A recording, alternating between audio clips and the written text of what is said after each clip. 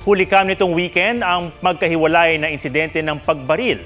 Sa Quezon, lasing na pulis ang sangkot na nanggulo. Sa Maynila naman, barangay chairman ang nagpaputok. May report si Marisol Abduraman.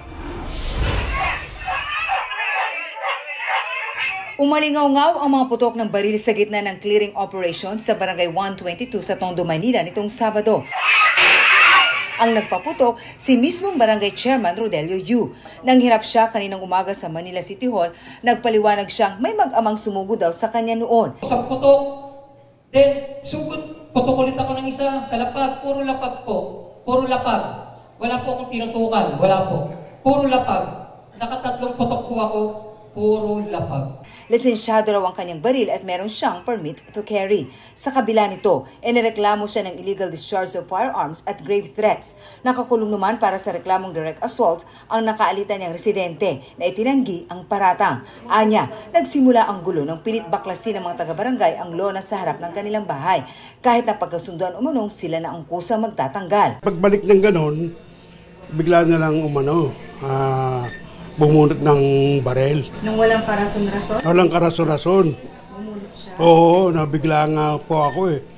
Bigla siyang bumunot ng barel. Tapos, ano. Ganun po ako. Tinutok po sa akin. Tapos, pinaputukan pa ako doon sa baba. Ayaw na raw ni Mayor Isko na mangyari ang ganitong insidente. Kaya nananawagan siya sa mga residente ng Maynila na makipagtulungan sa mga otoridad. Lalo tuloy-tuloy raw ang gagawin nilang clearing operation. Sa Lucena, Quezon. Asan yung kasama mo?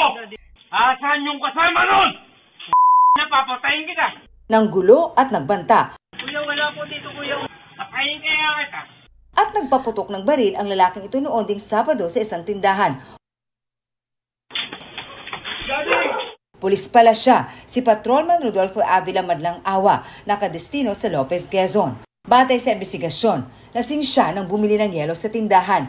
Nang may iba pang customer na bumili, bigla niyang pinagbantaan at tinutukan ng baril. Nakakulong na siya sa Lucena Custodial Facility matapos isuko ng sariling kapatid. Bukod sa patong-patong na reklamo, maharap din siya sa kasong administratibo. Ang gusto po ng ating Chief PNP ay i-subject po siya sa summary dismissal proceeding para mas mabilis po yung gagawing pag-dismiss po sa kanya sa serbisyo po. Tumanggi magbigay ng pahayag si Madlang Awa. Marisol Abduraman, nagbabalita para sa GMA Integrated News.